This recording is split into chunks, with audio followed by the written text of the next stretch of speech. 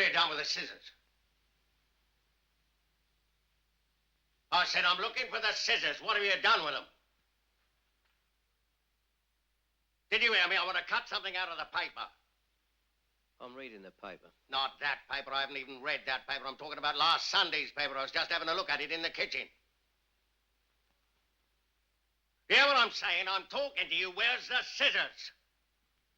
Why don't you shut up, you daft prat? Don't you talk to me like that. I'm warning you.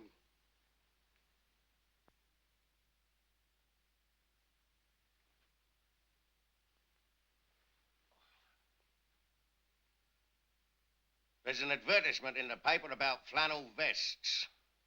Cut price, Navy surplus. I could do with a few of them. I think I'll have a fag. Give me a fag. I just asked you to give me a cigarette.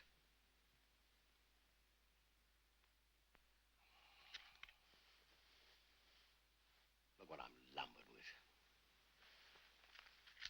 I'm getting old, my word of honor.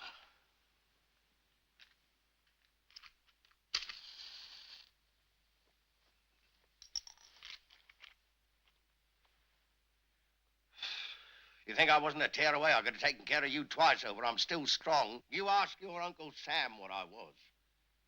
But at the same time, I always had a kind heart. Always. I used to knock about with a man called McGregor. I called him Mac. You remember Mac, eh? Ah, we were two of the worst hated men in the West End of London. I tell you, I still got the scars. We'd walk into a place, the whole room would stand up. They'd make way to let us pass. You never heard such silence. Mind you, he was a big man.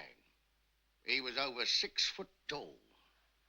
His family were all McGregors. They came all the way from Aberdeen, but he was the only one they called Mac. He was very fond of your mother, Mac was. Very fond. He always had a good word for her. Mind you, she wasn't such a bad woman. Even though it made me sick just to look at her rotten, stinking face, she wasn't such a bad bitch. I gave her the best bleeding years of my life, anyway. Plug it, will you stupid sod? I'm trying to read the paper. Listen, I'll chop your spine off. You talk to me like that, you understand? Talking to your lousy, filthy father like that? You know what? You're getting demented.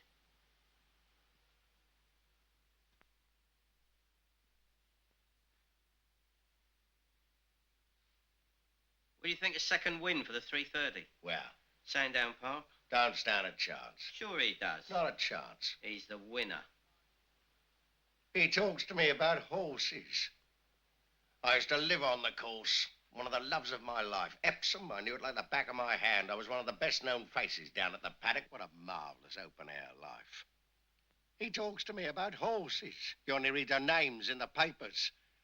But I've stroked their manes. I've held them.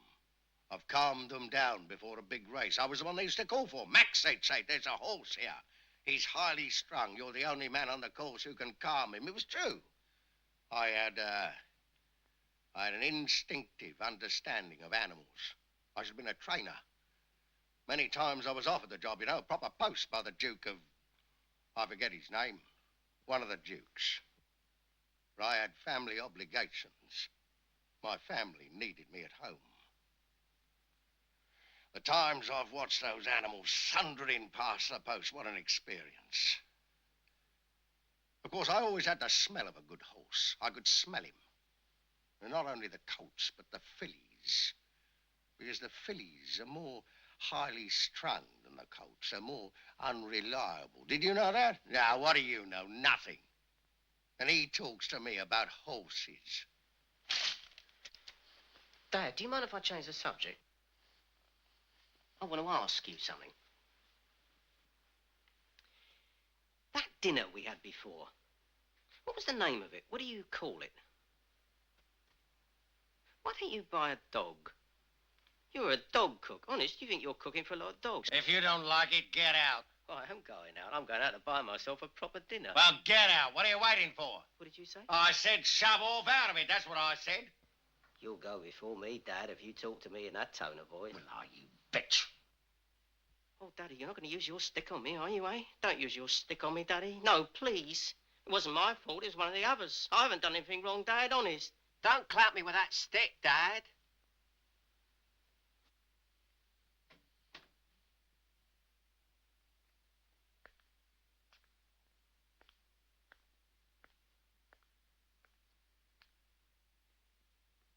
Hello, Uncle Sam.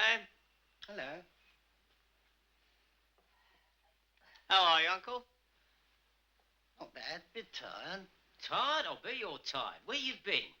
I've been to London Airport. All the way up to London Airport? What, right up the M4? Yes, all the way up there. Well, I think you're entitled to be tired, Uncle. Well, it's the drivers. I know, that's what I'm talking about. I'm talking about the drivers. Knocks you out. I'm here too, you know. I said I'm here too. I'm sitting here. I know you're here.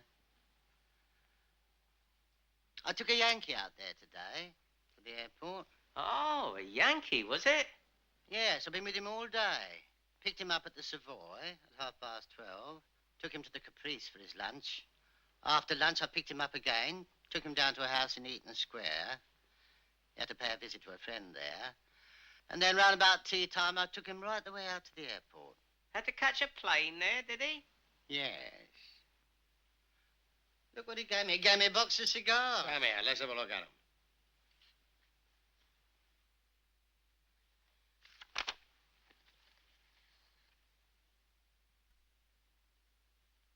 It's a fair cigar. Want to try, man? Do you know what he said to me? He told me I was the best chauffeur he'd ever had. The best one. From what point of view? Eh?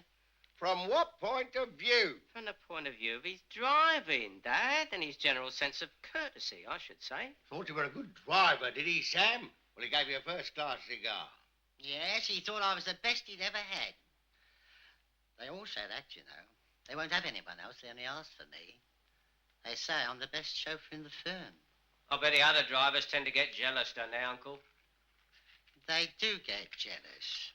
They get very jealous. Why? I just told you.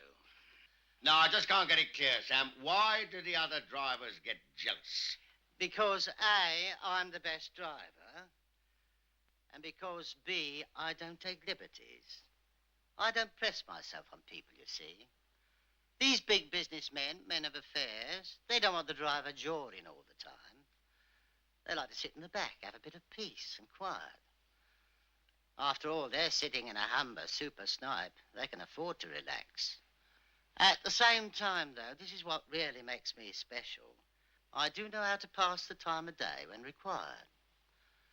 For instance, I told this man today I was in the Second World War.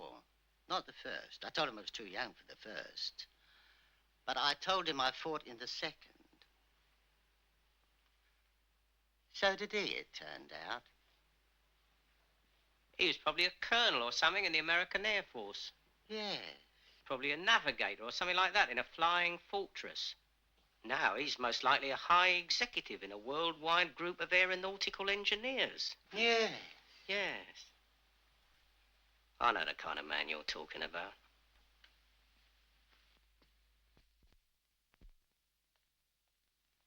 After all, I'm experienced. I was driving a dust cart at the age of 19. Then I was in long-distance haulage. I had 10 years as a taxi driver, and I've had 5 years as a private chauffeur. It's funny you never got married, isn't it? A man with all your gifts. Isn't it? A man like you. There's still time. Is there? You'd be surprised. What have you been doing? Banging away at your lady customers, have you? Not me. In the back of the snipe? Been having a few crafty reefs in a lay-by, have you? Not me. On the back seat? What about the armrest? Was it up or down? I never done that kind of thing in my car. Above all that kind of thing, are you, Sam? Too true. Above having a good bang on the back seat, are you? Yes, I leave that to others. You leave it to others. What others, you paralyzed prat? I don't mess up my car or my boss's car like other people. Other people? What other people? What other people? other people. When you find the right girl, Sam, let your family know. Don't forget. We'll give you a #1 send-off, I promise you. You can bring her to live here. She can keep us all happy. We'd take it in turns to give her a walk round the park. I wouldn't bring her here. Sam, it's your decision. You're welcome to bring your bride here to the place where you live. Or, on the other hand, you can take a suite at the Dorchester. It's entirely up to you. I haven't got a bride.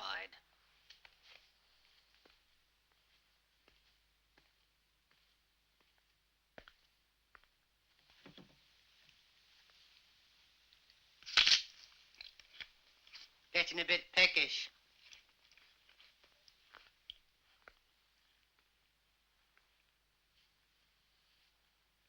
Never get a bride like you had, anyway.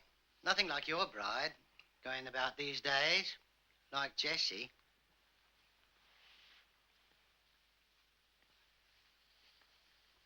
After all, I escorted her once or twice, didn't I? Drove her around once or twice in my cab. She was a charming woman. All the same, she was your wife. But still, they were some of the most delightful evenings I've ever had. Used to just drive her about. It was my pleasure.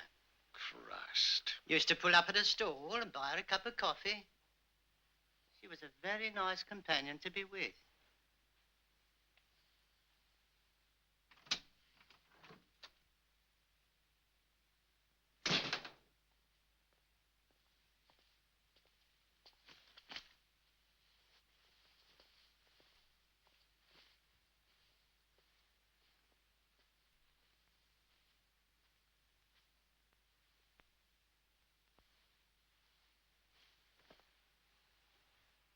Feel a bit hungry. Me too. Who do you think I am, your mother? Hey? Honestly, walking here every time of the day and night like bloody animals. Go and find yourself a mother. I've been training down at gym. Yes, the boy's been working all day and training all night. What do you want, you bitch? You spend all the day sitting on your ass at London Airport, buy yourself a jam roll. You expect me to sit here waiting to rush into the kitchen the moment you step in the door? You've been living 63 years. Why don't you learn to cook? I can cook. Well, go and cook. What the boys want, Dad, is your own special brand of cooking, Dad. That's what the boys look forward to. The special understanding of foods, you know, that you've got. Stop calling me Dad. Just stop all that calling me Dad, you understand? But I'm your son. You used to tuck me up in bed every night. He tucked you up too, didn't he, Joey? He used to like tucking up his sons. Lenny!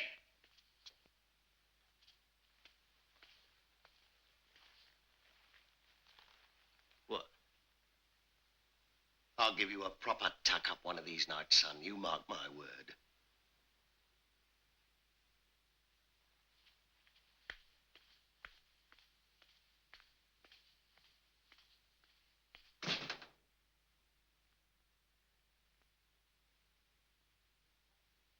I've been training with Bobby Dodd. Had a good guy at the bag as well. Wasn't in bad trim. Boxing's a gentleman's game. I'll tell you what you got to do. What you got to do is you got to learn how to defend yourself. And you got to learn how to attack. That's your only trouble as a boxer. You don't know how to defend yourself and you don't know how to attack. Once you've mastered those arts, you can go straight to the top.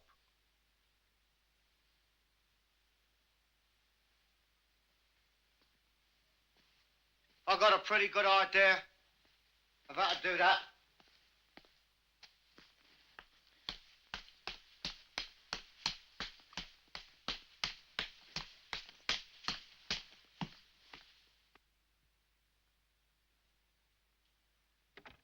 Sam, why don't you go too, eh?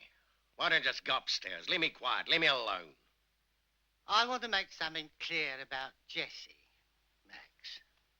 I want to, I do. When I took her out in the cab round the town, I was taking care of her, for you. I was looking after her for you when you were busy, wasn't I? I was showing her the West End. You wouldn't have trusted any of your other brothers. You wouldn't have trusted Mac, would you? But you trusted me. I want to remind you.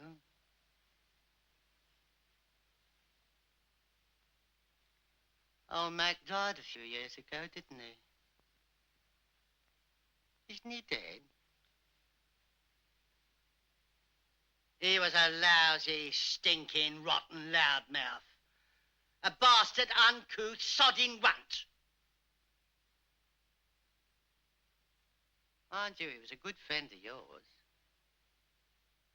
Hey, Sam, What? why do I keep you here? You're just an old grub.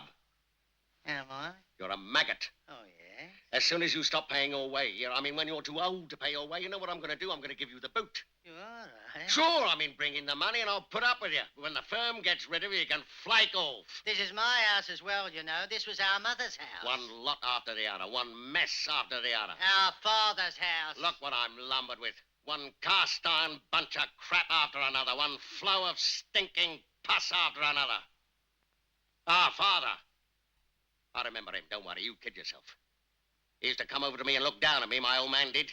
He'd bend right over me, then he'd pick me up. I was only that big. Then he'd dandle me. Give me the bottle. Wipe me clean. Give me a smile. Tap me on the bum. Pass me around. Pass me from hand to hand. Toss me up in the air. Catch me coming down. I remember my father.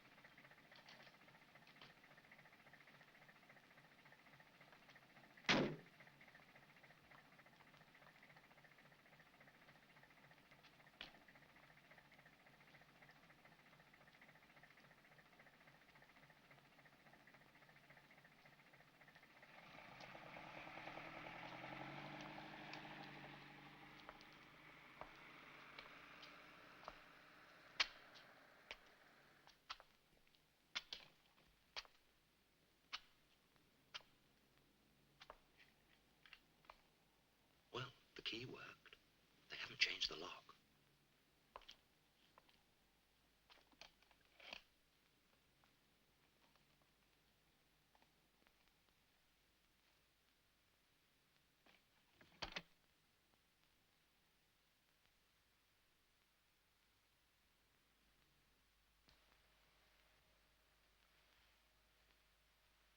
Can I sit down? Of course. I'm tired. Then sit down. That's my father's chair. That one. Yes, that's it. Shall I go up and see if my room's still there? Can't have moved. No, I mean if my bed's still there. Someone might be in it. No, they've got their own beds. Shouldn't you wake someone up, tell them you're here? Not at this time of night, it's too late. Shall I go up?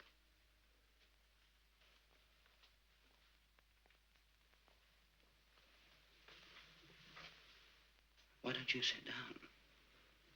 I'll just go up. Have a look.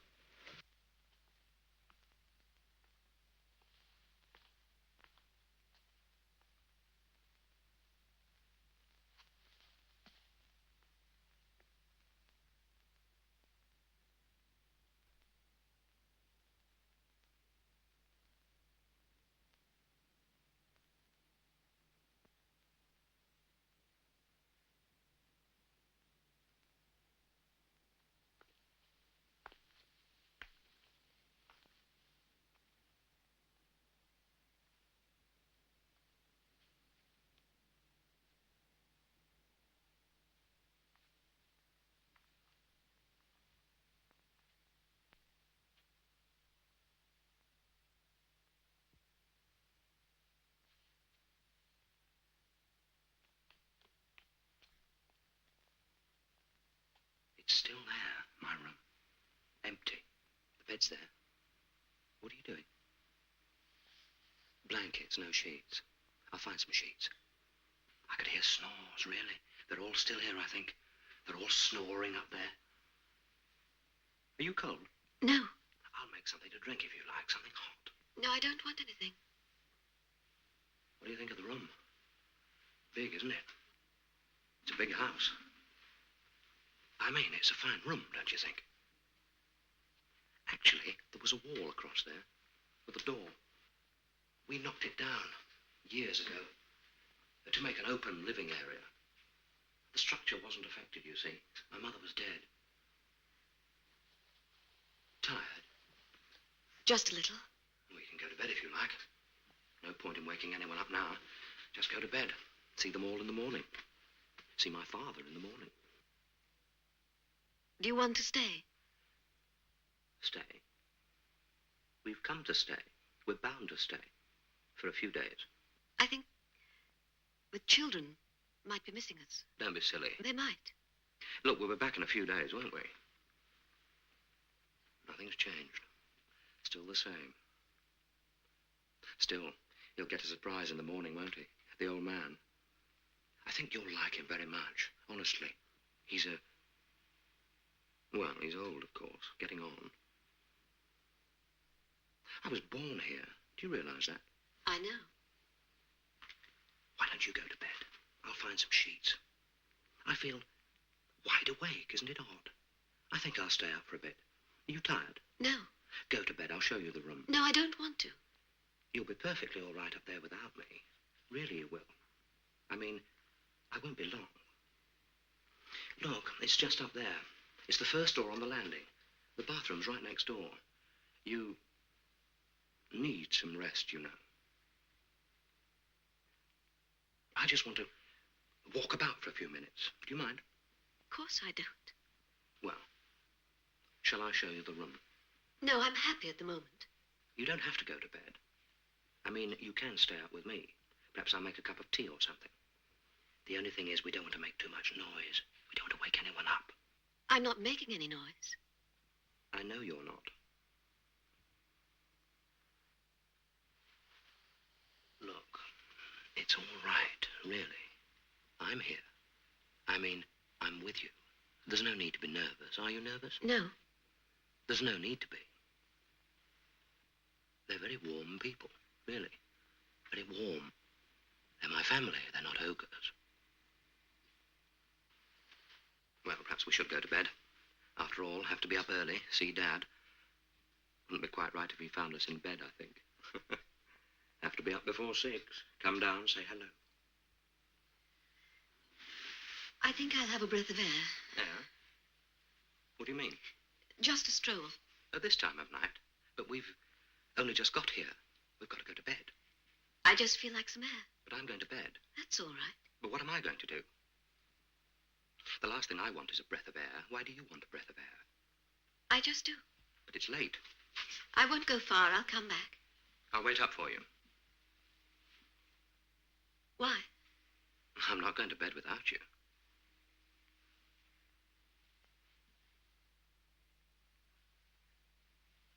Can I have the key?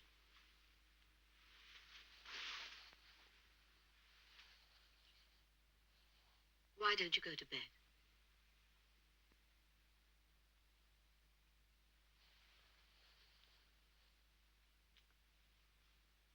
I won't be long.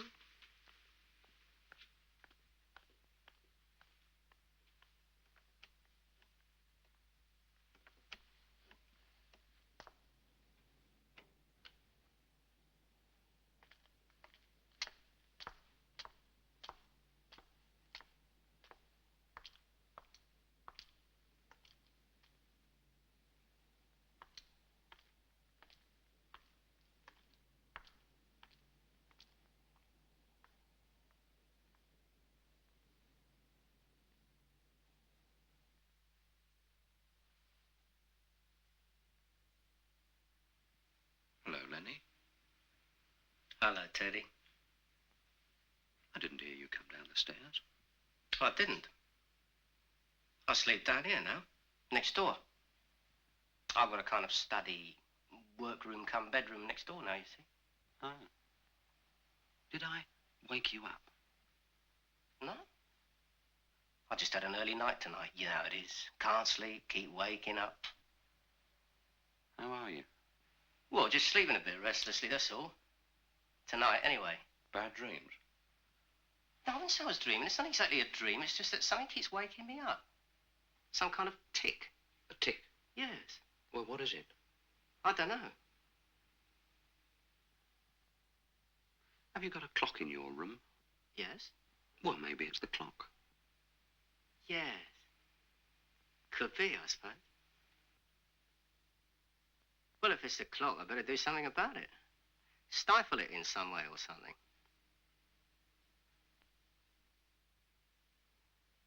I've just come back for a few days. Oh, yes, have you? How's the old man? He's in the pink. I've been keeping well. Oh, have you? Staying the night then, are you? Yes. Well, you can sleep in your old room. Yes, I've been up. Yes, you can sleep there.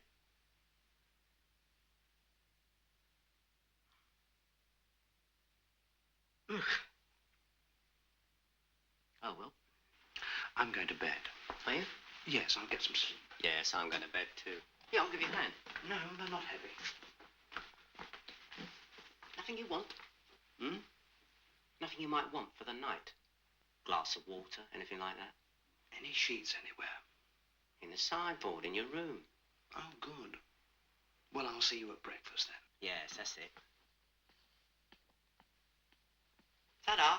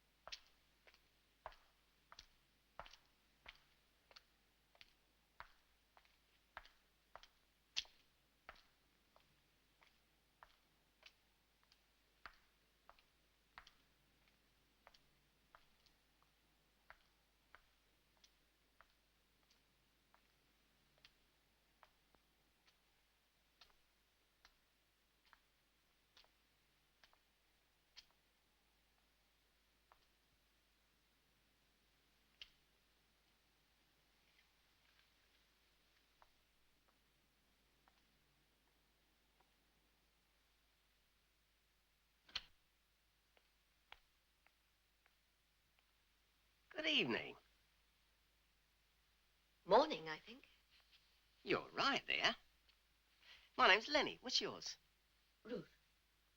Cold? No. It's been a wonderful summer, hasn't it? Remarkable. Would you like something? A refreshment of some kind? An aperitif? Anything like that? No, thanks. I'm glad you said that. We haven't got a drink in the house. Mind you, I'd soon get something if we had a party, something like that. Some kind of celebration, you know.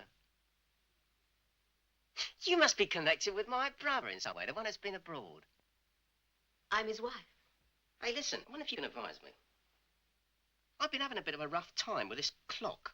The tick's been keeping me up. The trouble is, I'm not all that convinced it was the clock. I mean, there are lots of things which tick in the night. Don't you find that? All sorts of objects which in the day you wouldn't call anything else but commonplace. They give you no trouble. But in the night, any given one of a number of them is liable to start letting out a bit of a tick. Whereas you look at these objects in the day and they're just commonplace. They're as quiet as mice during the daytime.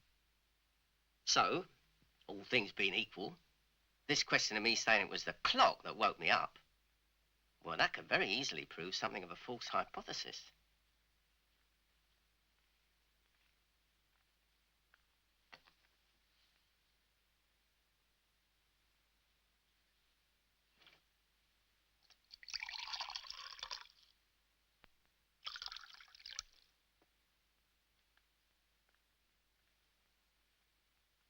Here you are. Bet you could do with this.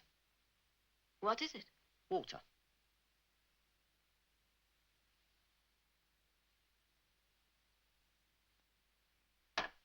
Isn't it funny? I've got my pajamas on and you're fully dressed.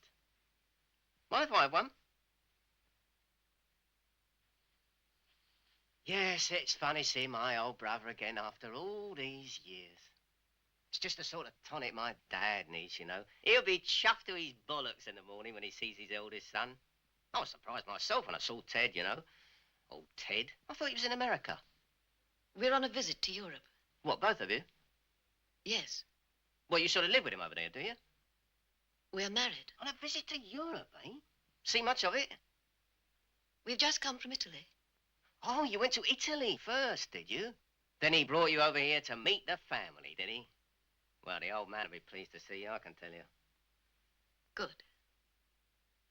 What'd you say? Good. Where'd you go to in Italy? Venice? Not dear old Venice, eh? That's funny. Do you know, I've always had the feeling that if I'd been a soldier in the last war, say in the Italian campaign, I'd have probably found myself in Venice. I've always had that feeling. The trouble was I was too young to serve, you see. I was only a child. I was too small. Otherwise, I've got a pretty shrewd idea I'd have probably gone through Venice. Yes, I'd almost certainly have gone through it with my battalion. Do you mind if I hold your hand? Why? Just a touch.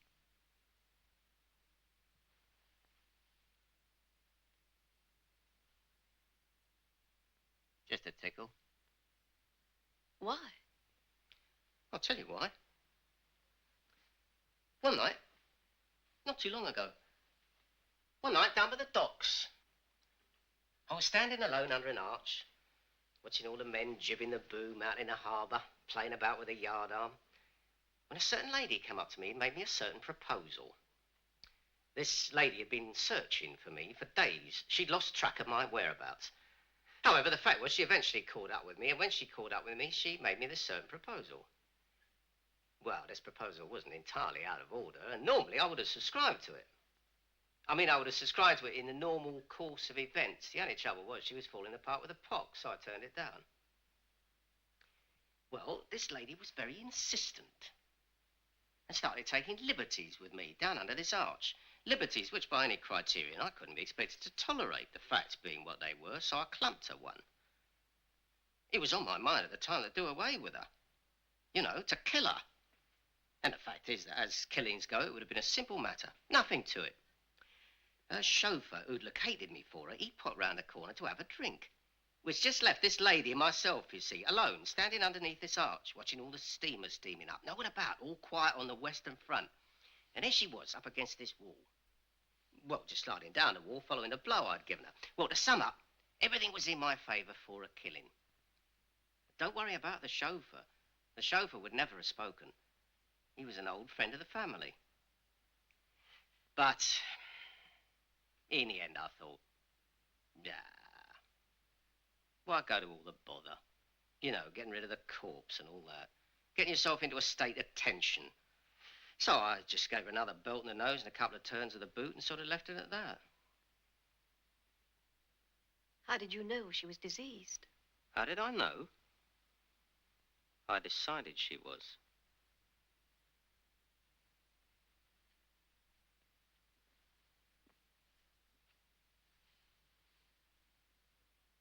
You and my brother are newlyweds, are you? We've been married 9 years. He's always been my favourite brother, old Teddy. Do you know that? And my goodness, we are proud of him here, I can tell you. Doctor of philosophy and all that. Leaves quite an impression. Of course, he's a very sensitive man, isn't he, Ted? Very. I've often wished I was as sensitive as he is. Have you? Oh, yeah. Oh, yes, very much so. I mean, I'm not saying I'm not sensitive. I am. I could just be a bit more so, that's all. Could you? Yes, just a bit more so, that's all. I mean, I'm very sensitive to atmosphere, but I tend to get desensitized, if you know what I mean, when people make unreasonable demands on me.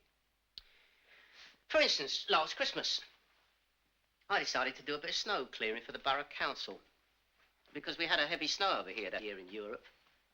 I didn't have to do the snow clearing. I mean, I wasn't financially embarrassed in any way. It just appealed to me. It appealed to something inside me. What I anticipated with a good deal of pleasure was the brisk, cold bite in the air in the early morning. And I was right. I had to get my snow boots on and I had to stand in a corner at about 5:30 in the morning to wait for the lorry to pick me up to take me to the allotted area. Bloody freezing. Well, the lorry came. I jumped on the tailboard, headlights on, dipped, and off we went. Got there, shovels up, fags on, and off we went. Deep into the December snow. Hours before cockcrow.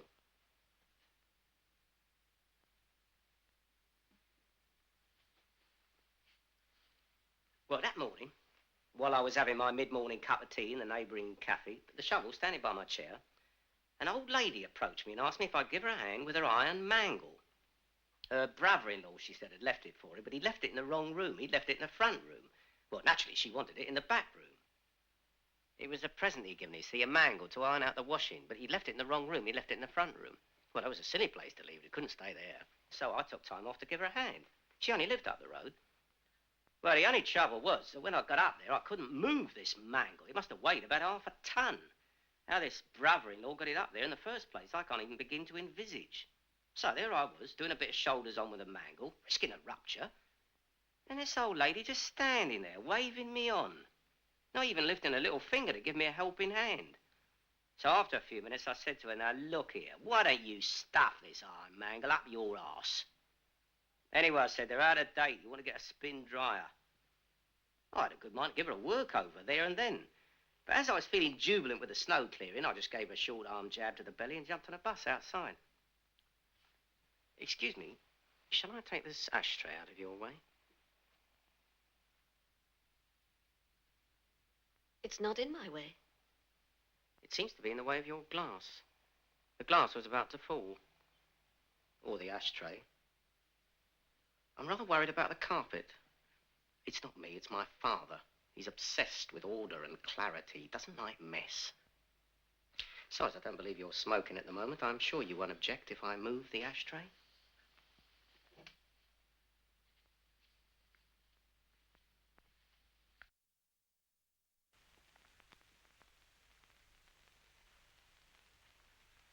And now perhaps I'll relieve you of your glass.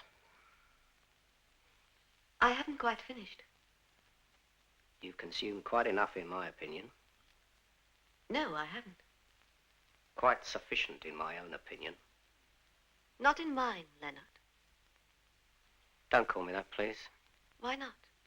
That's the name my mother gave me. Just give me the glass. No. I'll take it, then. If you take the glass, I'll take you. How about me taking the glass without you taking me? Why don't I just take you? You're joking. You're in love, anyway, with another man. You've had a secret liaison with another man. His family didn't even know. Then you come here without a word of warning and start to make trouble. Have a sip. Go on. Have a sip from my glass. Sit on my lap. Take a long, cool sip.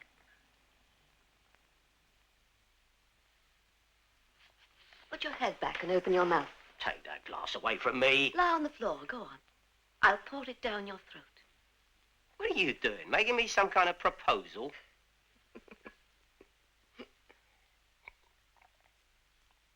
Oh. I was thirsty.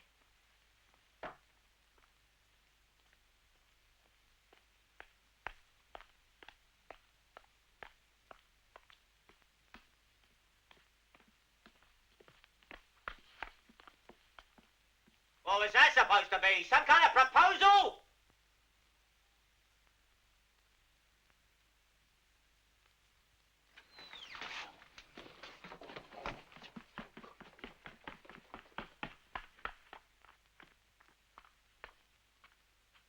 What's going on here? You drunk? What are you shouting about? You gone mad?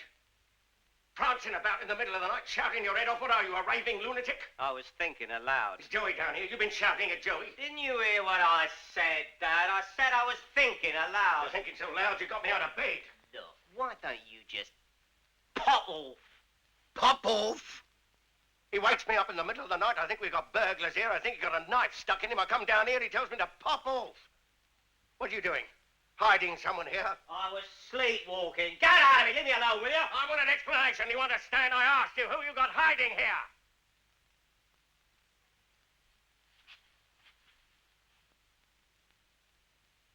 I'll tell you what, Dad. Since you're in the mood for a bit of a chat, I'll ask you a question. It's a question I've been meaning to ask you for some time. That night, you know, the night you got me, that night with Mum, what was it like? Eh? When I was just a glint in your eye. What was it like? What was the background to it? I mean, I want to know the real facts about my background. I mean, for instance, is it a fact that you had me in mind all the time? Or is it a fact that I was the last thing you had in mind? I'm only asking this in a spirit of inquiry. You understand that, don't you? I'm curious. And there's lots of people of my age share that curiosity. Do you know that, Dad? They often ruminate, sometimes singly, sometimes in groups, about the true facts of that particular night. The night they were made in the image of those two people. At it. It's a question long overdue from my point of view, but as we happen to be passing the time of day here tonight, I thought I'd pop it to you. You'll drown in your own blood. If you prefer to answer the question in writing, I've got no objection. I should have asked my dear mother. Why didn't I ask my dear mother? Now it's too late. She's passed over to the other side.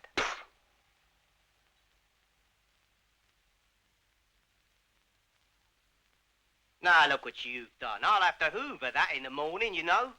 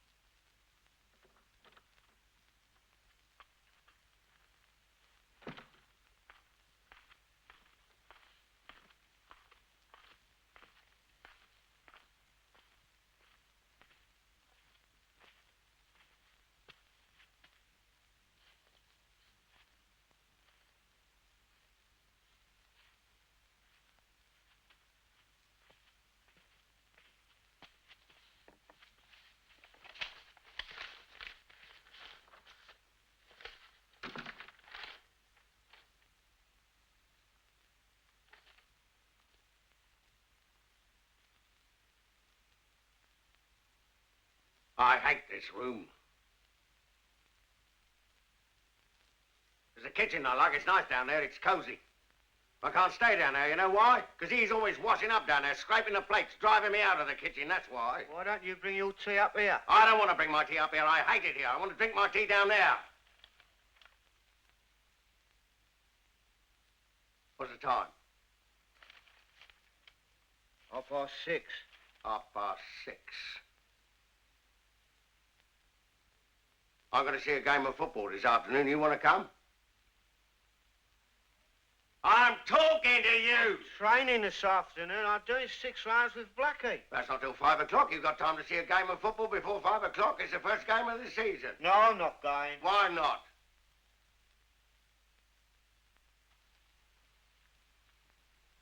What's he doing down there?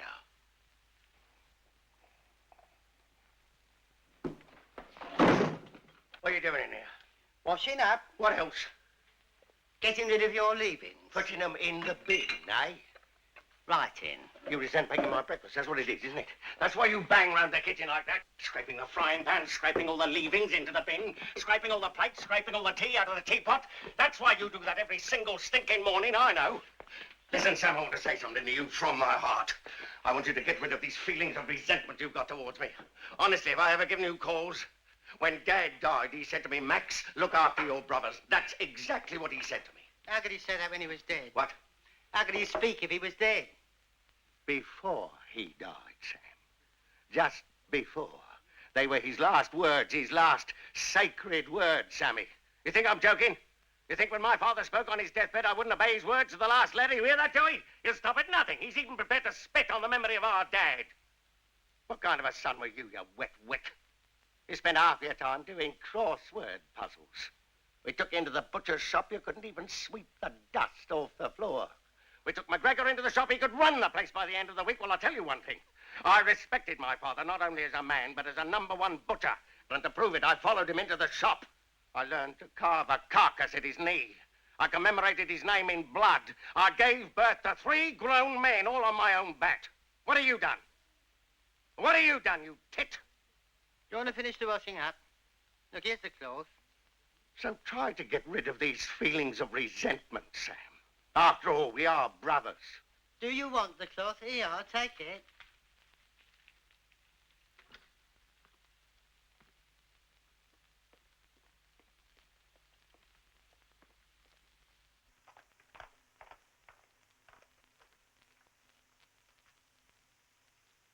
Hello? Dad? We overslept. What's for breakfast? We overslept. Did you know he was here? No. Did you know he was here? I asked you if you knew he was here. No. And who knew? Who knew? I didn't know. I was going to come down, Dad. I was going to be here when you came down. How are you? Look, I'd like you to meet... How long you been in this house? All night. All night. I'm a laughing stock. How'd he get in? I had my key. Who's this? I was just going to introduce you. Who asked you to bring tarts in here? Tarts. Who asked you to bring dirty tarts into this house? Listen, don't be silly. You been here all night? Yes, we arrived from Venice. We've had a smelly scrubber in my house all night. We've had a stinking, pox-ridden slut in my house all night. Stop it. What are you talking about? I haven't seen the bitch for 9 years. He comes home without a word. He brings a filthy scrubber off the street. He shacks up in my house. She's my wife. We're married. I've never had a whore under this roof before. Ever since your mother died, my word of honor. Have you ever had a whore here? Has Lenny ever had a whore here? They come back from America, they bring the slut bucket with them. They bring the bedpan with them. Take that disease away from me. Get her away from me. She's my wife. Chuck him out. A doctor of philosophy. Sam, you want to meet a doctor of philosophy? I said chuck him out. What's the matter, you deaf? You're an old man. He's an old man.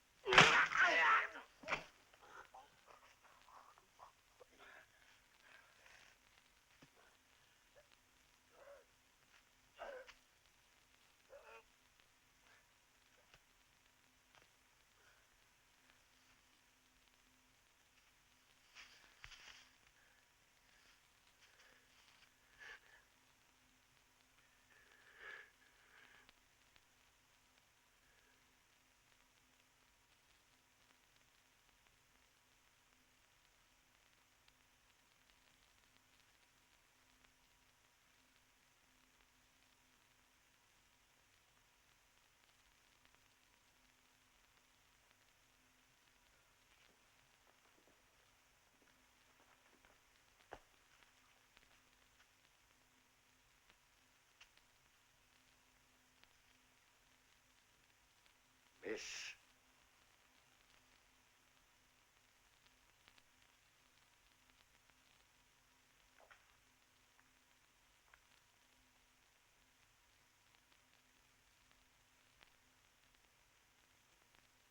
Yes? You a mother? Yes. How many you got? 3. Oh, yours, Ted? Teddy. Why don't we have a nice cuddle and kiss, eh? Like the old days. What about a nice cuddle and kiss, eh?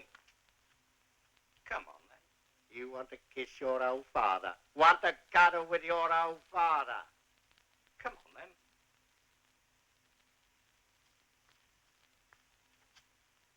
Come on. You still love your old dad, eh? Come on, Dad. I'm ready for the cuddle.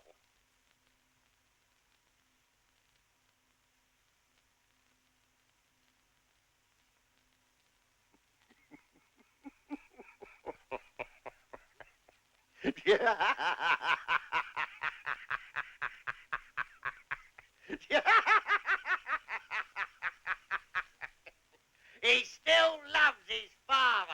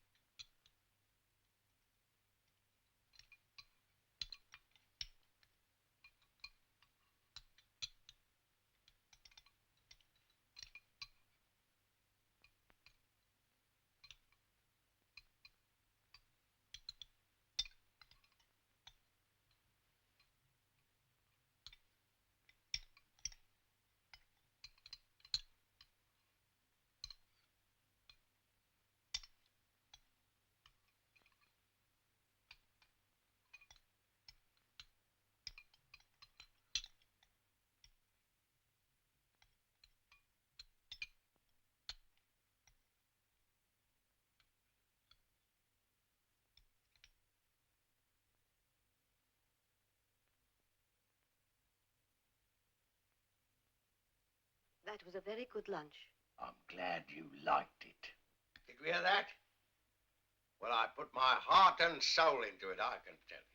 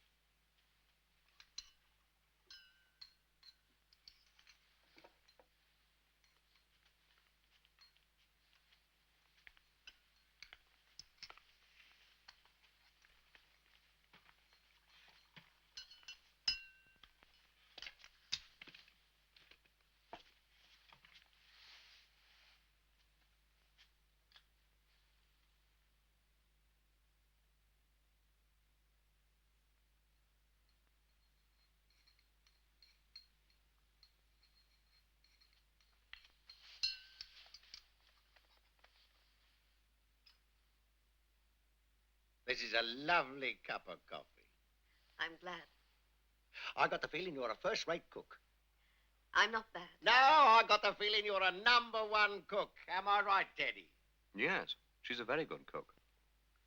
Well, it's a long time since the whole family was together, eh? If only your mother was alive. Hey, what do you say, Sam?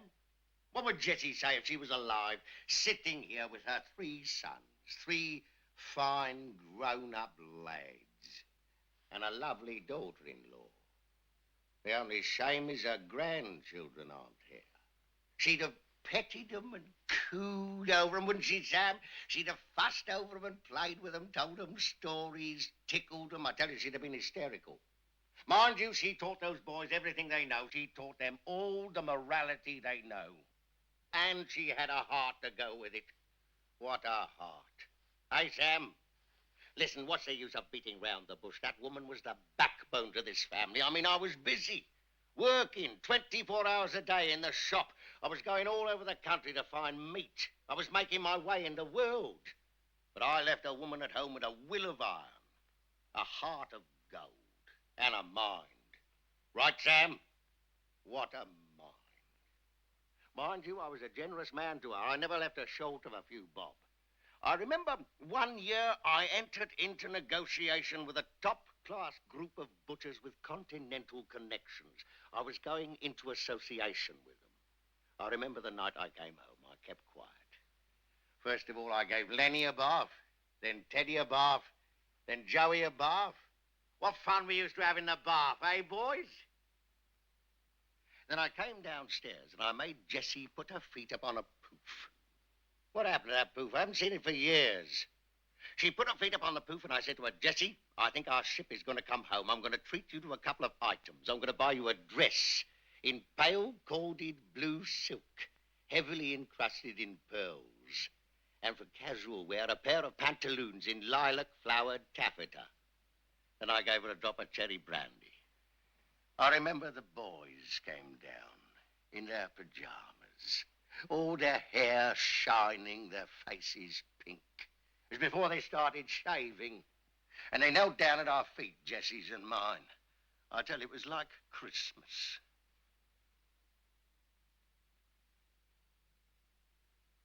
What happened to the group of butchers?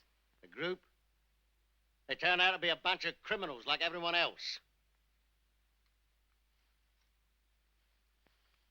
This is a lousy cigar. What time are you going to work? Soon. Got a job on this afternoon, have you? Yes, I know. What do you mean you know? You'll be late. You'll lose your job. What are you trying to do? Humiliate me? Don't worry about me. It makes the bile come up in my mouth. The bile, you understand? I worked as a butcher all my life, using the chopper and the slab. The slab, you know what I mean? The chopper and the slab to keep my family in luxury. 2 families. My mother was bedridden. My brothers were all invalids. I had to earn the money for the leading psychiatrists. I had to read books. I had to study the disease so that I could cope with an emergency at every stage. Crippled family, 3 bastard sons, a slut bitch of a wife. Don't talk to me about the pain of childbirth. I suffered the pain. I still got the pangs. When I give a little cough, my back collapses. And here I got a lazy, idle bugger of a brother who won't even get to work on time. The best chauffeur in the world. All his life, he sat in the front seat giving lovely hand signals. You call that work? This man doesn't know his gearbox from his ass. You go and ask my customers. I'm the only one they ever ask for. What the other drivers do? Sleep all day? I can only drive 1 car. They can't all have me at the same time. Anyone could have you at the same time. You'd bend over for $50 on Blackfriars Bridge. Me? For 2 bob and a toffee apple. He's insulting me. He's insulting his brother. I'm driving a man to Hampton Court at 4:45. You want to know who could drive? McGregor. McGregor was a driver. Don't you believe it? He didn't even fight in the war. This man didn't even fight in the bloody war. I did. Who did you kill?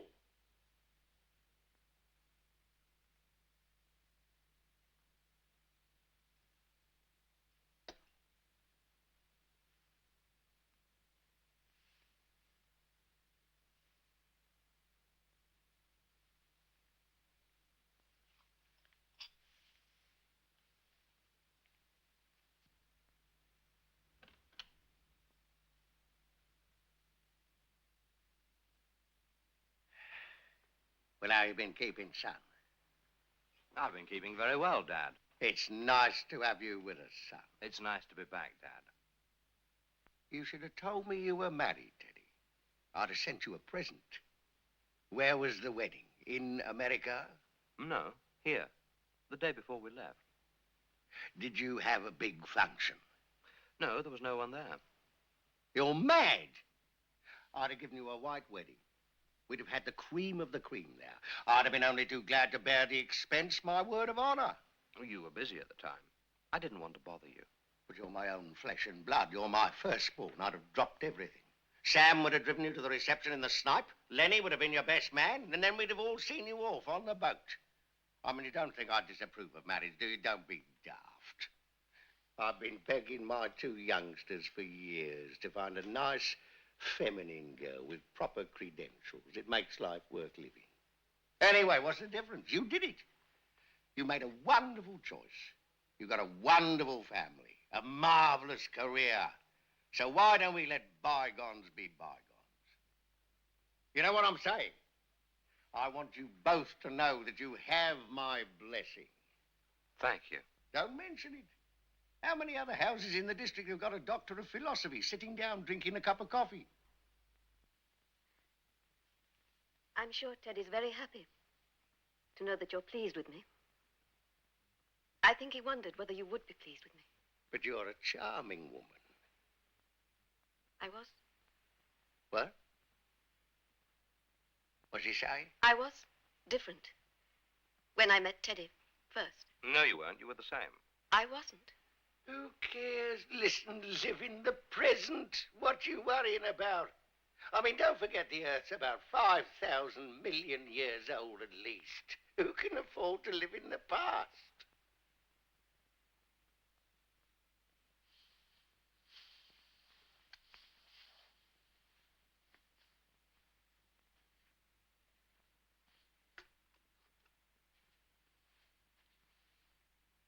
She's a great help to me over there. She's a wonderful wife and mother. She's a very popular woman. She's got lots of friends. It's a great life at the university. You know, it's a very good life. We've got a lovely house. We've got everything we want. It's a very stimulating environment.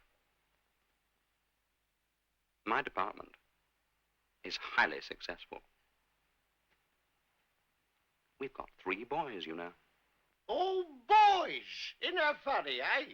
You got 3, I got 3. You got 3 nephews, Joey.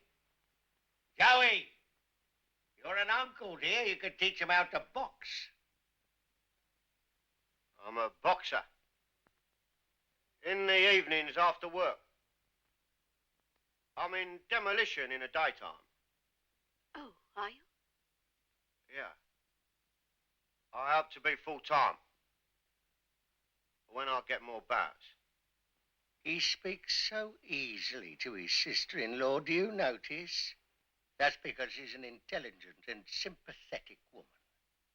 Hey, tell me, do you think the children are missing their mother? Of course they are. They love her. We'll be seeing them soon. Your cigar's gone out. Oh, yes. Want a light? No. No.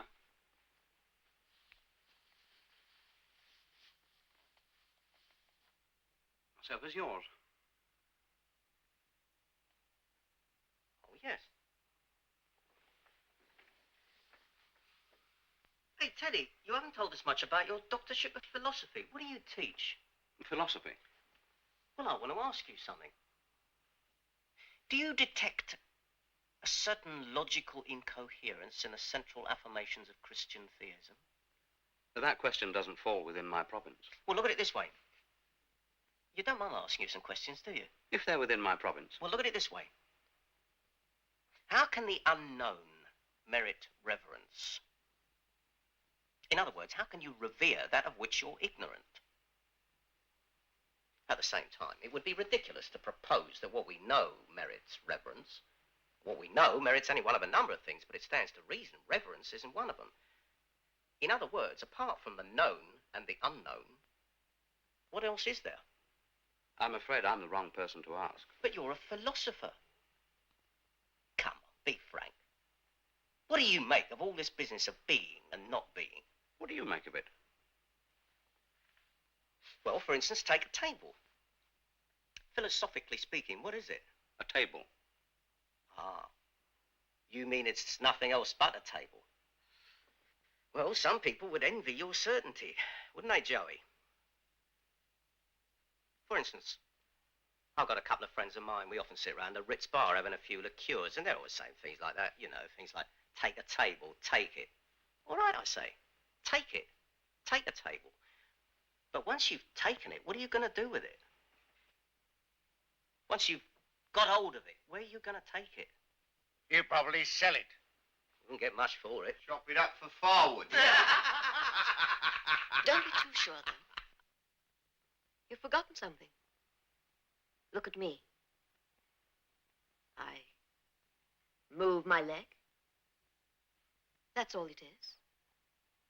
But I wear underwear, which moves with me. It captures your attention. Perhaps you misinterpret. The action is simple. It's a leg, moving. My lips move. Why don't you restrict your observations to that? Perhaps the fact that they move is more significant than the words which come through them. You must bear that possibility in mind.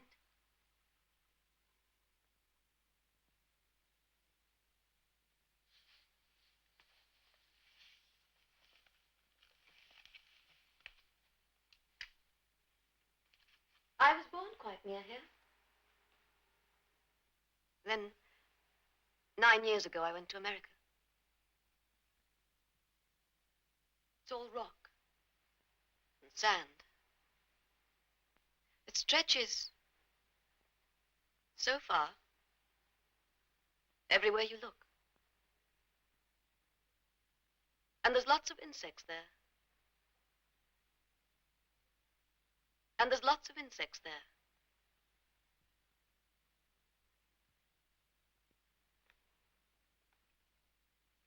Well, time to go to the gym. Time for your workout, Joey. I'll come with you.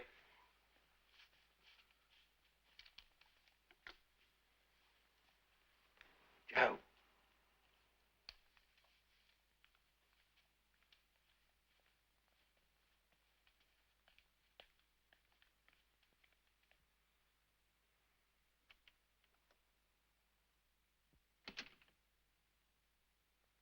I think we'll go back. Shall we go home? Why? Well, we were only here for a few days, weren't we? We might as well cut it short, I think. Why? Don't you like it here? Of course I do. But I'd like to go back and see the boys now. Don't you like your family? Which family? Your family here. Of course I like them. What are you talking about? You don't like them as much as you thought you did. Of course I do. Of course I like them. I don't know what you're talking about.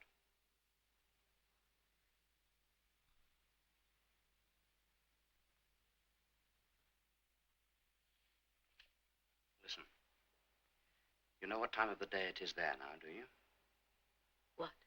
It's morning. It's about 11 o'clock. Is it? Yes, they're about 6 hours behind us. I mean, behind the time, here. The boys will be at the pool. Now? Swimming. Think of it. Morning over there. Sun. We'll go anyway, It's so clean there. Clean? Yes. Is it dirty here? No, of course not. But it's cleaner there. Look, I just brought you back to meet the family, didn't I? You've met them. We can go. The fall semester will be starting soon. You find it dirty here? I didn't say I found it dirty here. I didn't say that.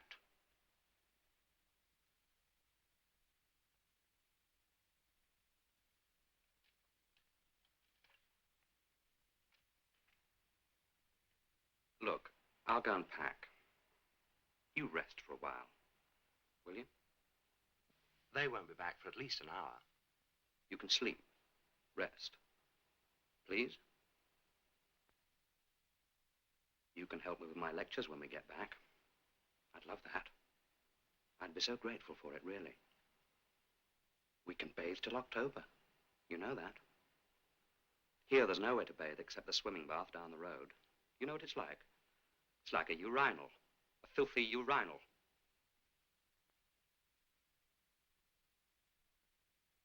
You liked Venice, didn't you? It was lovely, wasn't it? You had a good week. I mean, I took you there. I can speak Italian.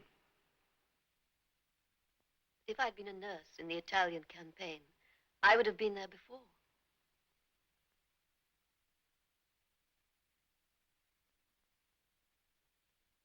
You just rest. I'll go and pack.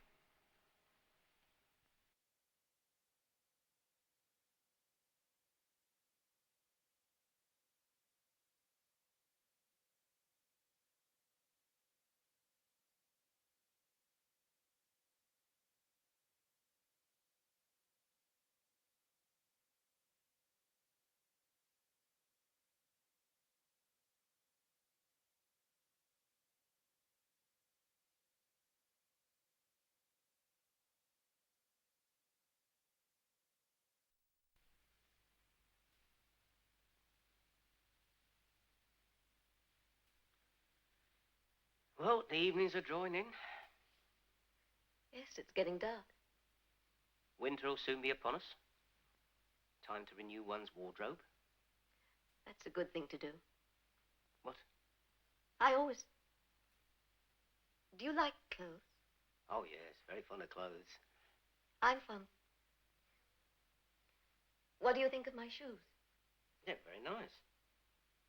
No, I can't get the ones I want over there. Can't get them over there, eh? No, you don't get them there. I was a model before I went away. Hats? I bought a girl a hat once. We saw it in a glass case in a shop. I'll tell you what it had. It had a bunch of daffodils on it, tied with a black satin bow, and then it was covered with a cloche of black veiling. A cloche. I'm telling you, she was made for it. No, I was a model for the body. Photographic model for the body. Indoor work? It was before I had all my children. No, not always indoors. Once or twice we went to a place in the country by train. Oh, 6 or 7 times. We used to pass a large white water tower. This place, this house, was very big. The trees.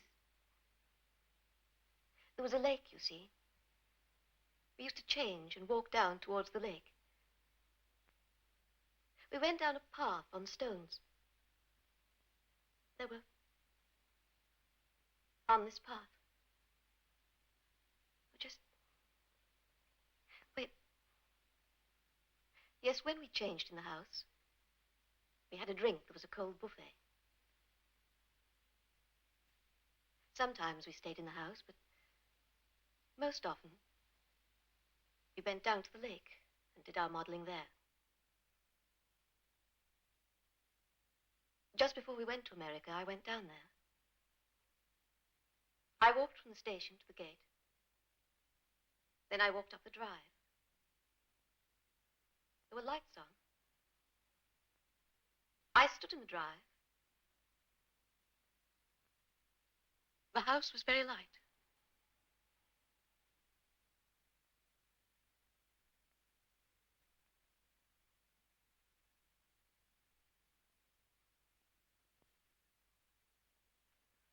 What have you been saying to her? Here's your coat. Ruth? Come on, put it on. Ruth?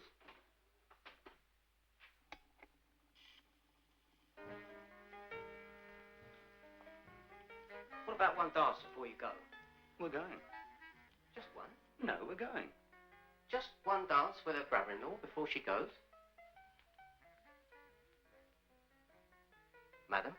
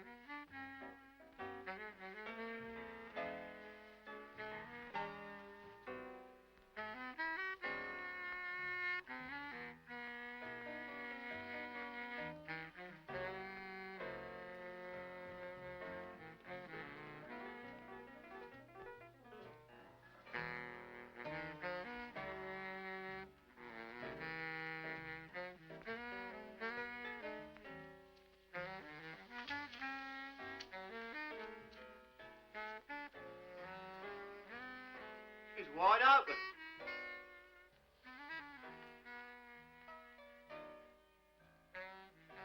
He's a tart. Oh, Lenny's got a tart in here.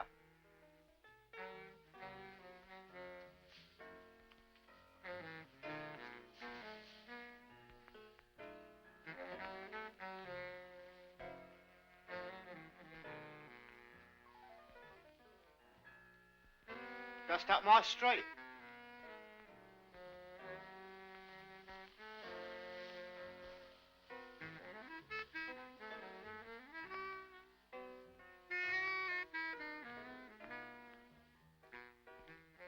Better than a rub down this.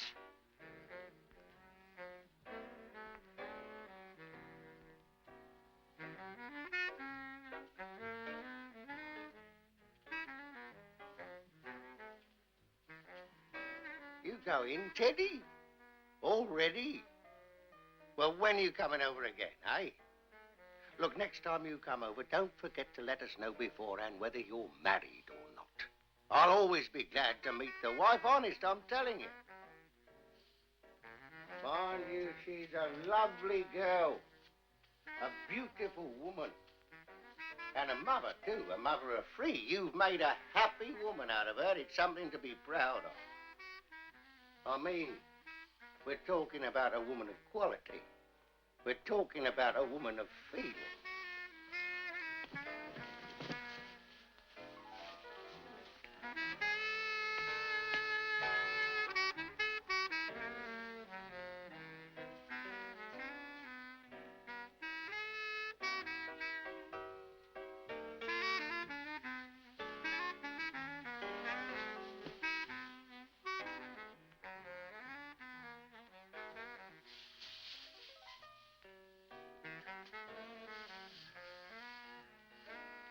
I'd like something to eat. I'd like a drink. Did you get any drink? We've got drink. I'd like one, please. What drink? Whiskey. I've got it. Well, get it.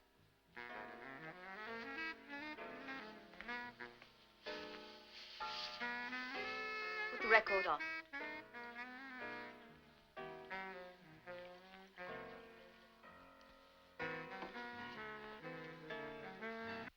I want something to eat. I can't cook. He's the cook. Soda on the side? What's this glass?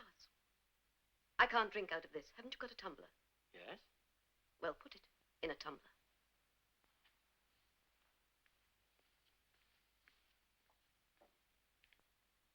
On the rocks or as it comes? Rocks? What do you know about rocks? We've got rocks, but they're frozen stiff in the fridge. Drinks all round? What food do you want?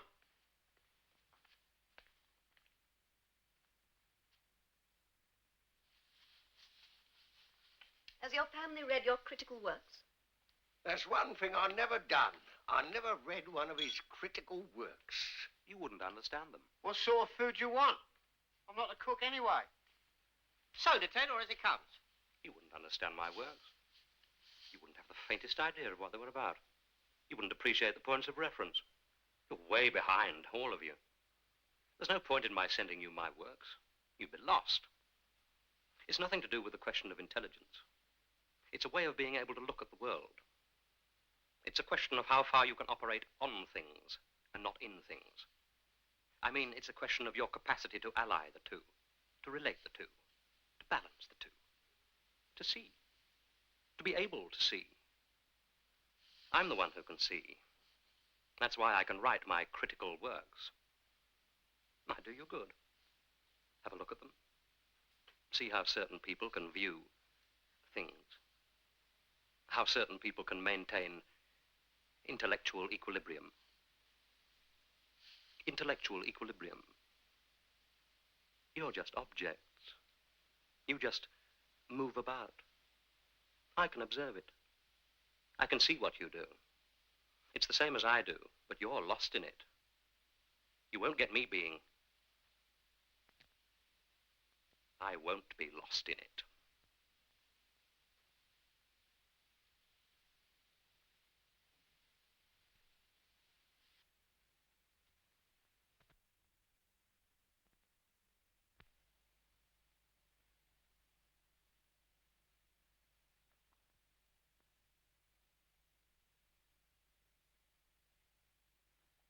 Do you remember McGregor, Teddy?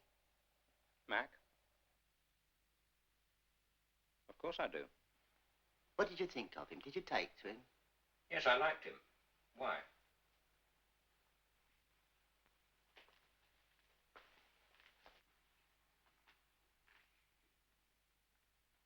Teddy,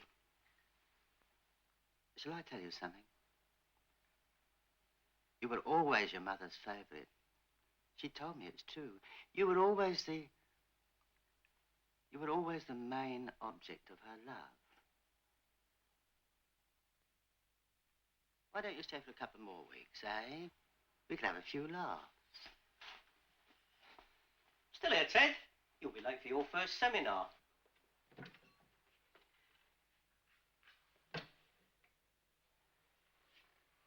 Where's my cheese roll? Someone's taken my cheese roll. I left it there. You've been thieving? I took your cheese roll, Lenny.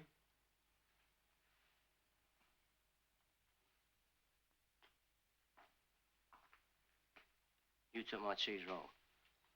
Yes. I made that roll myself. I cut it, put the butter on, sliced a piece of cheese, and put it in between. I put it on a plate, and I put it in the sideboard. I did all that before I went out. Now I come back and you've eaten it. Well, what are you going to do about it? I'm waiting for you to apologize. But I took it deliberately, Lenny. You mean you didn't stumble on it by mistake? No, I saw you put it there. And I was hungry, so I ate it. Barefaced audacity. What led you to be so vindictive against your own brother? I'm bowled over. Well, Ted? I'd say this is something approaching the naked truth, isn't it? It's a real cards on the table stunt. I mean, we're in the land of no holds barred now. Well, how else can you interpret it? To pinch your younger brother's specially made cheese roll when he's out doing a spot of work. That's not equivocal, it's unequivocal.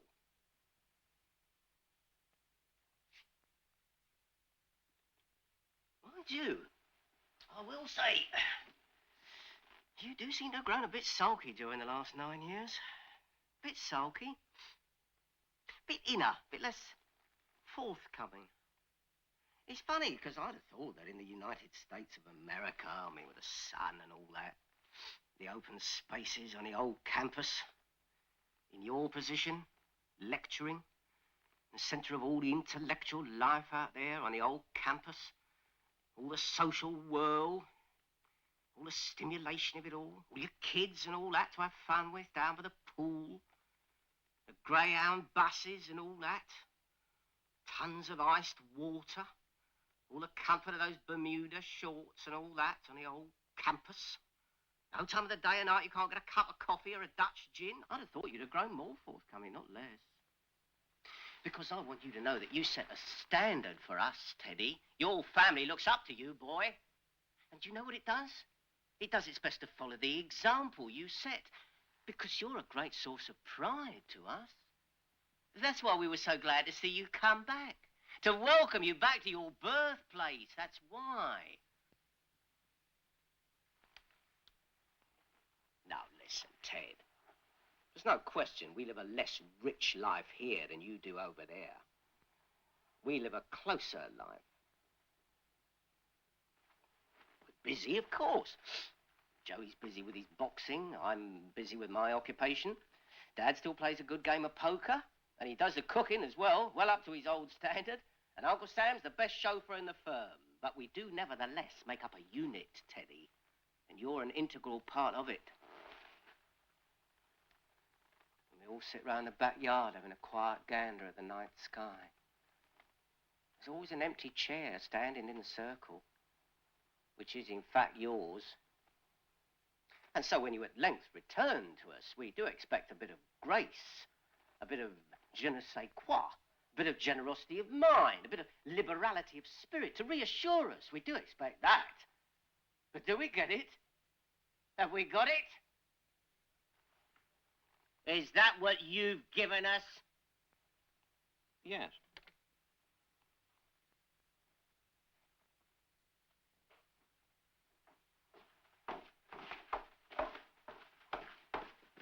How'd you get on? Not bad. What do you mean?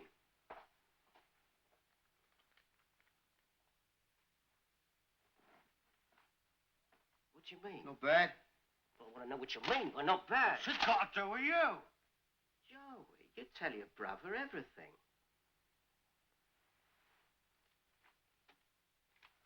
I didn't get all the way. You didn't get all the way? You didn't get all the way, but you've had her up there for 2 hours. Well? You didn't get all the way, and you've had her up there for 2 hours? What about it? What are you telling me? What do you mean? Are you telling me she's a tease? She's a tease. What do you think of that, Ted? Your wife turns out to be a tease. He's had her up there for 2 hours, and he didn't go the whole hog. I didn't say she was a tease. You're joking. Sounds like a tease to me. Don't it to you, Ted? Perhaps he hasn't got the right touch. Joey, not the right touch. Don't be ridiculous. He's had more dolly than you've had cream cakes. He's irresistible. He's one of the few and far between. Tell him about the last bird you had, Joey. What bird? The last bird, when we stopped the car.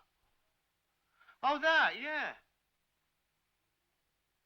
Well, we were in Lenny's car one night last week. The Alpha. And, bowling down the road. Up near the Scrubs. Yeah, up over by the Scrubs. We were doing a little survey of North Paddington. And it was pretty late, wasn't it?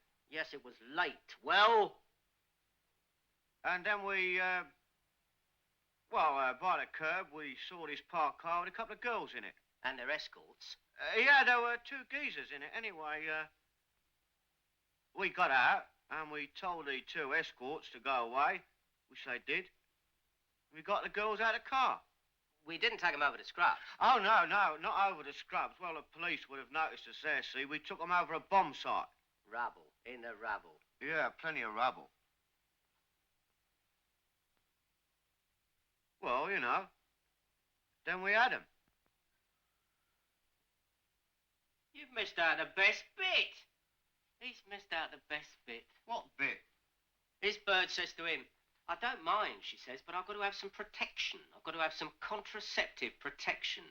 I haven't got any contraceptive protection, old Joey says to her. In that case, I won't do it, she says. Yes, you will, says Joey. Never mind about a contraceptive protection. Even my bird laughed when she heard that. Yes, even she gave out a bit of a laugh. So you can't say old Joey isn't a bit of a knocker when he gets going, can you? And here he is upstairs with your wife for 2 hours and he hasn't even been the whole hog. Well, your wife sounds like a bit of a tease to me, Ted. What do you make of it, Joey? You satisfied? Don't tell me you're satisfied without going the whole hog. I've been the whole hog plenty of times. Sometimes you can be happy and not go the whole hog. Now and again you can be happy without going any hog.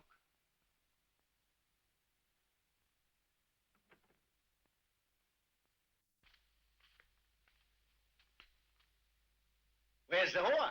Still in bed? She'll make us all animals. The girl's a tease. What? She's a Joey on a string. What do you mean? He had her up there for 2 hours and he didn't go the whole hog.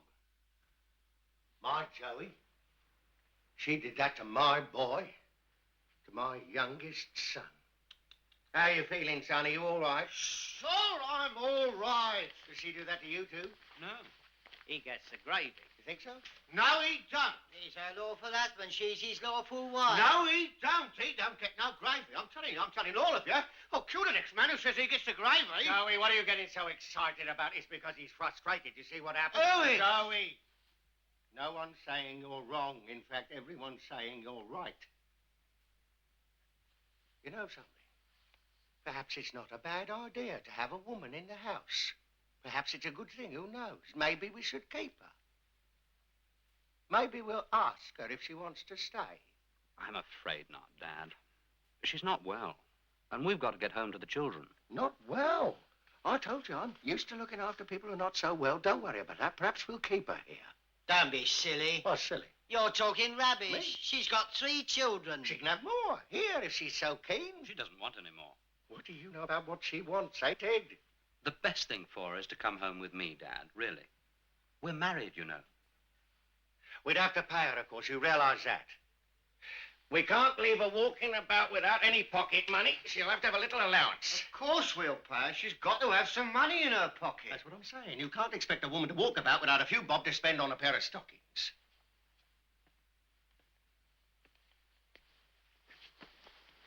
Where's the money going to come from?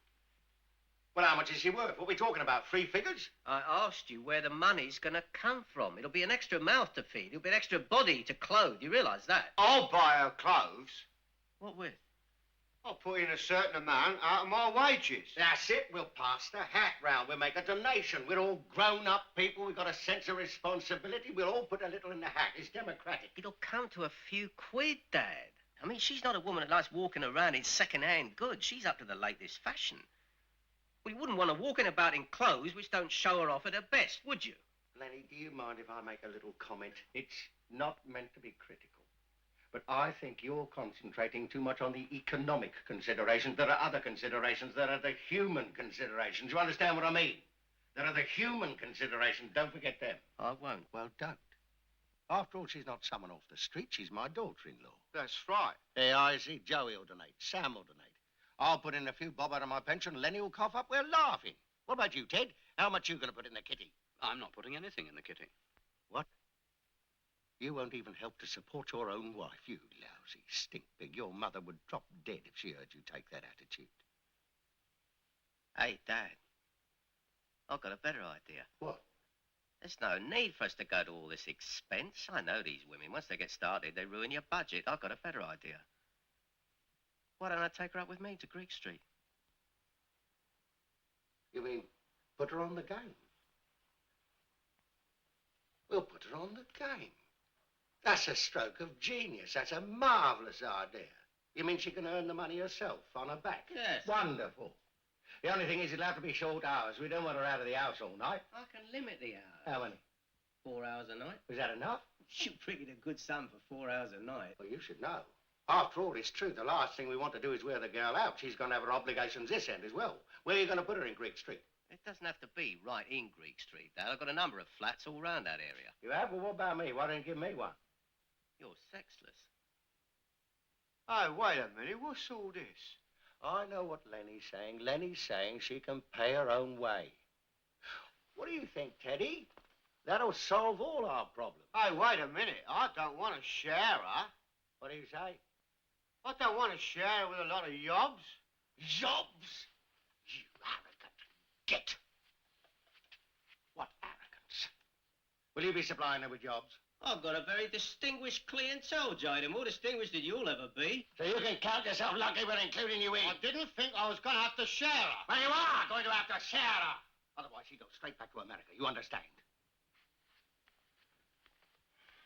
Well, there's something worrying me. Perhaps she's not so up to the mark, eh? Teddy, you're the best judge. Do you think she'll be up to the mark? I mean, what about all this teasing? Is she going to make a habit of it? That'll get us nowhere. It was just love play. I suppose. That's all I suppose it was. Love play? 2 bleeding hours. That's a bloody long time for love play. I don't think we've got anything to worry about on that score, Dad. How do you? I'm giving you a professional opinion. Hey, listen, Teddy. You could help us, actually. If I was to send you some cards over to America, you know, very nice ones with a name on and a telephone number, very discreet, well, you could distribute them to various parties who might be making a trip over here. Of course, you get a little percentage out of it. I mean, you needn't tell them she's your wife. No, we could call her something else. Dolores or something. Or Spanish Jackie. No, you've got to be reserved about it, Dad. We could call her something nice, like Cynthia or Gillian. Gillian? No, what I mean, Teddy, you must know lots of professors, heads of departments, men like that. They pop over here for a week at the Savoy. They need someone that can go to have a nice quiet poke. Of course, you'd be in a position to give them inside information. Sure, you can give them proper data. I bet you before 2 months we'd have a waiting list. You could be our representative in the States. Of course, we're talking in international terms. By the time we're finished, Pan American will give us a discount. She'd get old. Very quickly.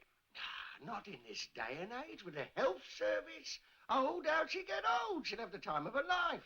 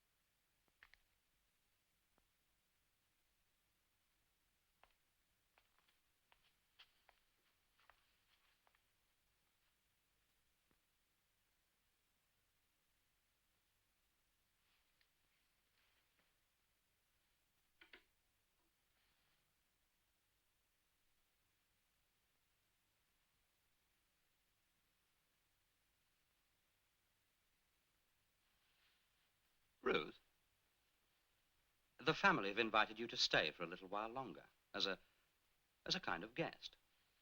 If you like the idea, I don't mind. We can manage very easily at home. Until you come back. How very nice of them. It's an offer from our heart. It's very sweet of you. Listen, it would be our pleasure. I think I'd be too much trouble. Trouble? What are you talking about? What trouble? Listen, I'll tell you something. Since poor Jessie died, hey, Sam, we haven't had a woman in the house, not one inside this house, and I'll tell you why. Because their mother's image was so dear, any other woman would have tarnished it. But you, Ruth, you're not only lovely and beautiful, but you're kin, you're kith. You belong here. I'm very touched. Of course you're touched. I'm touched. But, Ruth, I should tell you that you'll have to pull your weight a little if you stay, financially. My father isn't very well off. Oh, I'm sorry. No, you just have to bring in a little, that's all, a few pennies, nothing much. It's just we're waiting for Joey to hit the top as a boxer. When Joey hits the top, well... Or you can come home with me. We'd get you a flat. A flat? Yes, Where? in town. But you'd live here with us. Of course you would. This would be your home in the bosom of the family. You'd just pop up to the flat for a couple of hours a night, that's all. Just a couple of hours, that's all, that's all. Make enough money to keep you going here. How many rooms would this flat have? Not many. I would want at least 3 rooms and a bathroom. You would need 3 rooms and a bathroom. She'd need a bathroom. But not 3 rooms. Oh, I would, really. 2 would do. No, 2 wouldn't be enough. I'd want a dressing room, a restroom, and a bedroom. All right, we'll get you a flat with 3 rooms and a bathroom. With what kind of conveniences? All conveniences. A personal maid? Of course. We finance you to begin with, and then, once you were established, you could pay us back in installments. Oh, no, I wouldn't agree to that. Oh, why not? You would have to regard your original outlay simply as a capital investment. I see. All right. You'd supply my wardrobe, of course. We'd supply everything. Everything you need. I'd need an awful lot, otherwise I wouldn't be content. You'd have everything. I would naturally want to drop an inventory of everything I would need, which would require your signatures in the presence of witnesses. Naturally. All aspects of the agreement and conditions of employment would have to be clarified to our mutual satisfaction before we finalize the contract. Of course. It might prove a workable arrangement. I think so. And you'd have the whole of your daytime free, of course. You could do a bit of cooking here if you wanted to. Make the beds. Scrub the place out a bit. And keep everyone company.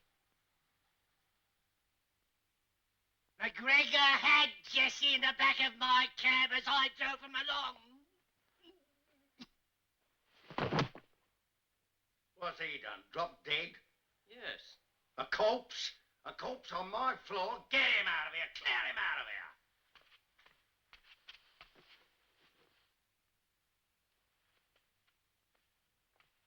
He's not dead.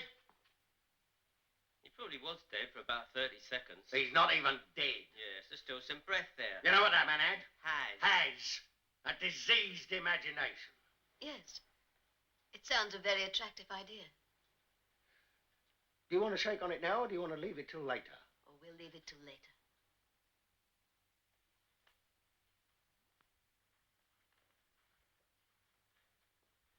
I was going to ask him to drive me to London Airport.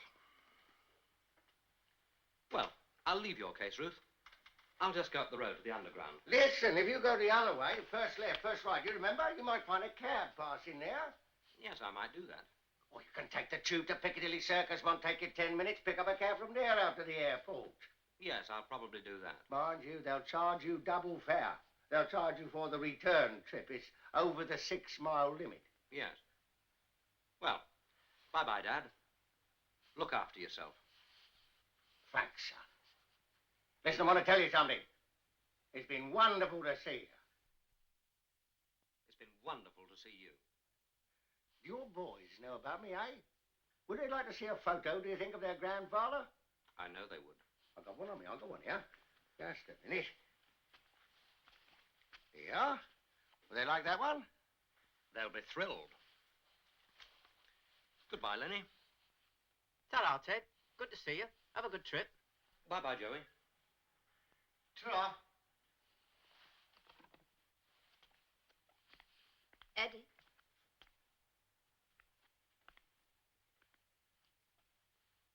Don't become a stranger.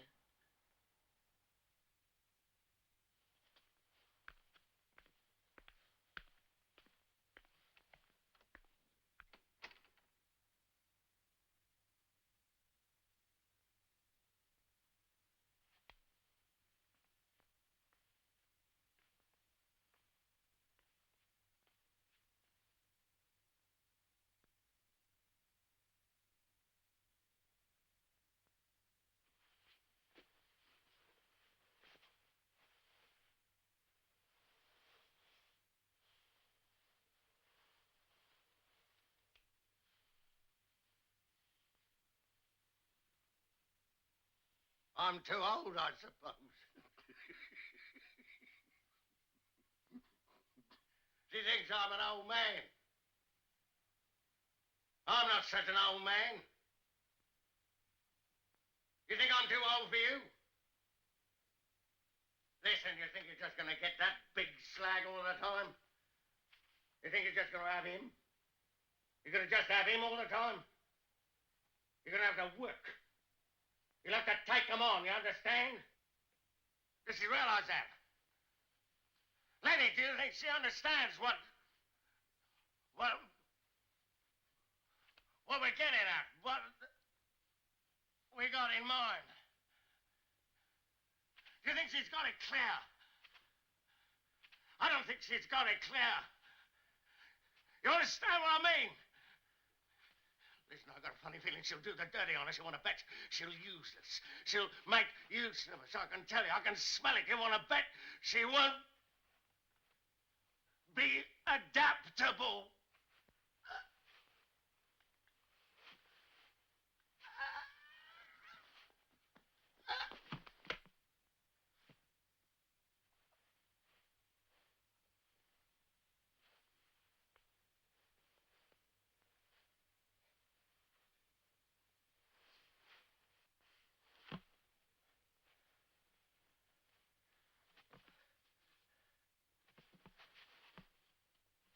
I'm not an old man.